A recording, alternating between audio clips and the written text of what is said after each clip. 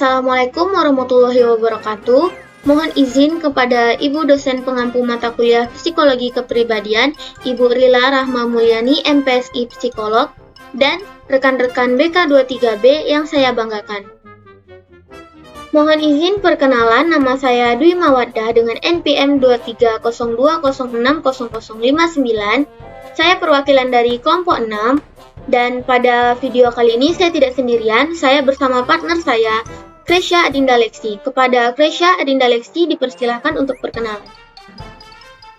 Perkenalkan, nama saya Kresya Adinda Leksi dengan NPM 2302060061 dengan kelas BK23B.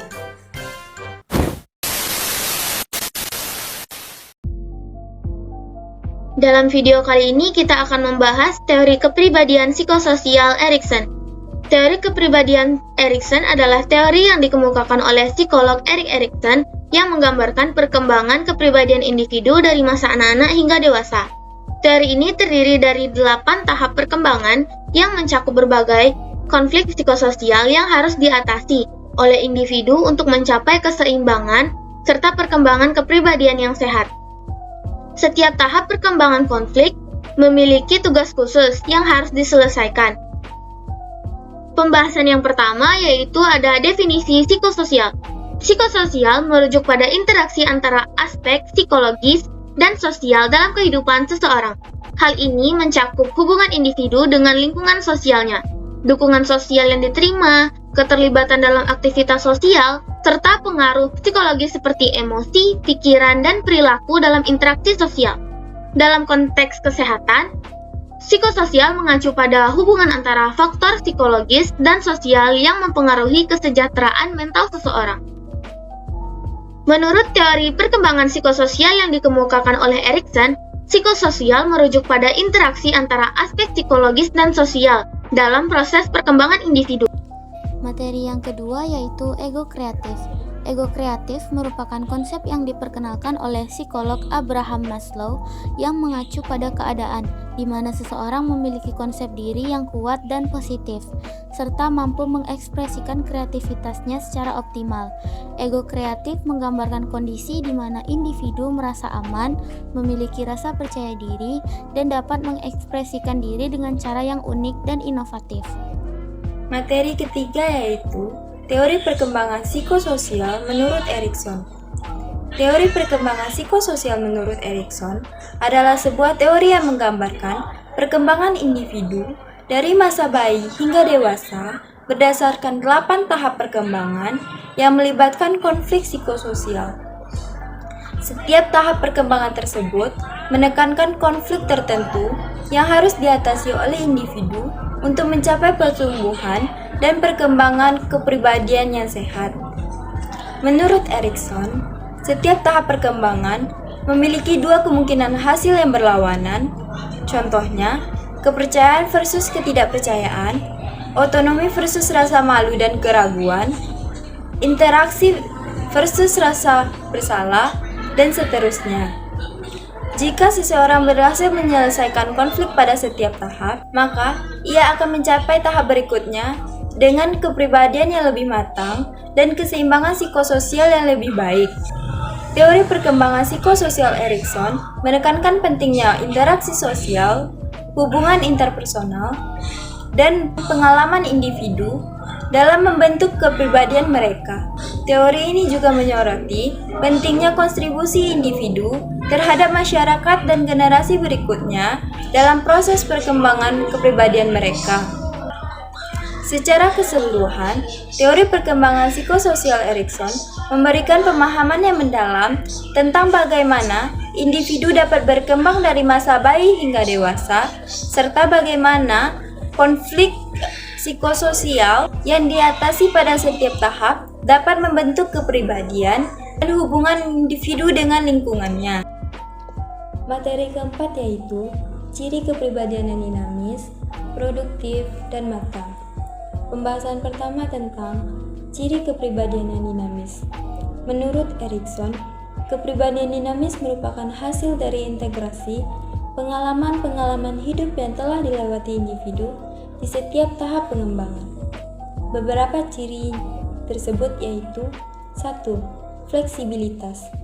Individu mampu beradaptasi dengan perubahan dan tantangan yang terjadi dalam kehidupan.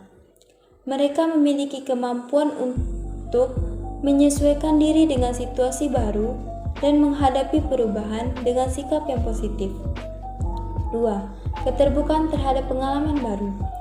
Individu memiliki minat dan motivasi untuk belajar hal-hal baru dan mengembangkan diri. Mereka terbuka terhadap pengalaman-pengalaman baru yang dapat memperkaya kehidupan mereka. 3. Kemandirian. Individu memiliki kemampuan untuk mandiri dan tidak tergantung pada orang lain secara berlebihan. Mereka mampu mengambil keputusan sendiri dan bertanggung jawab atas tindakan mereka. 4. Kreativitas. Individu mampu mengekspresikan diri secara kreatif dan inovatif dalam berbagai aspek kehidupan. Mereka memiliki kemampuan untuk berpikir out of the box dan menciptakan solusi-solusi baru. 5. Keseimbangan emosional. Individu mampu mengelola emosi mereka dengan baik dan tidak terjebak dalam siklus negatif emosi. Mereka memiliki keseimbangan emosional yang memungkinkan mereka untuk tetap tenang dan rasional dalam menghadapi situasi sulit. Pembahasan kedua tentang ciri kepribadian matang. Menurut Erikson, kepribadian matang merupakan hasil dari proses pengembangan yang melibatkan integrasi pengalaman hidup individu di setiap tahap pengembangan. 1. Integritas. Individu merasa puas dan bahagia dengan kehidupan yang telah mereka jalani. Mereka menerima diri mereka apa adanya, termasuk kegagalan dan kesalahan yang pernah dilakukan. 2. Kemandirian. Individu dapat mandiri dan bertanggung jawab atas tindakan dan keputusan mereka. Mereka tidak terlalu tergantung kepada orang lain dan memiliki kemampuan untuk mengatasi masalah sendiri. 3. Empati. Individu memiliki kemampuan untuk memahami perasaan dan emosi orang lain. Mereka mampu berempati dan menunjukkan kepedulian terhadap orang lain. 4. Fleksibilitas. Individu dapat beradaptasi dengan perubahan dan tantangan yang terjadi dalam kehidupan. Mereka memiliki kemampuan untuk menyesuaikan diri dengan situasi baru dan menghadapi perubahan dengan sikap yang positif. 5. Keseimbangan emosional. Individu mampu mengelola emosi mereka dengan baik dan tidak terjebak dalam siklus negatif emosi. Mereka memiliki keseimbangan emosional yang memungkinkan mereka untuk tetap tenang dan rasional dalam menghadapi situasi sulit. Pembahasan ketiga tentang ciri kepribadian produktif. Menurut teori psikososial Erikson, ciri kepribadian produktif terutama terkait dengan tahap-tahap perkembangan individu yang telah berhasil dilewati dengan baik. Beberapa ciri kepribadian produktif menurut Erikson adalah 1. Kemandirian. Individu yang memiliki kepribadian produktif mampu menunjukkan tingkat kemandirian yang tinggi dalam menjalani kehidupan sehari-hari. Mereka dapat mengatasi tantangan dan masalah dengan cara yang efektif tanpa terlalu banyak bergantung pada orang lain. 2. Kepercayaan diri. Individu yang memiliki kepribadian produktif memiliki kepercayaan diri yang kuat terhadap kemampuan dan potensi diri sendiri. Mereka percaya bahwa mereka mampu mencapai tujuan dan mengatasi hambatan yang ada. 3. Keseimbangan emosi. Individu yang memiliki kepribadian produktif mampu mengelola emosi mereka dengan baik dan tidak terlalu mudah terpengaruh oleh perubahan suasana hati atau tekanan emosional. 4. Kemampuan berinteraksi sosial. Individu yang memiliki kepribadian produktif mampu berinteraksi dengan orang lain secara sehat dan membangun hubungan interpersonal yang positif. Mereka mampu memahami dan merespon perasaan dan kebutuhan orang lain dengan baik. 5. Kemampuan mengatasi konflik. Individu yang memiliki kepribadian produktif mampu mengatasi konflik internal maupun eksternal dengan cara yang sehat dan konstruktif. Mereka mampu menyelesaikan masalah tanpa merusak hubungan sosial atau merugikan diri sendiri. 6. Kesadaran diri. Individu yang memiliki kepribadian produktif memiliki kesadaran diri yang tinggi terhadap kelebihan dan kelemahan diri sendiri. Mereka mampu mengenali dan menerima diri sendiri secara utuh, termasuk memahami bagaimana pengalaman masa lalu memengaruhi diri mereka saat ini. Materi kelima yaitu implikasi.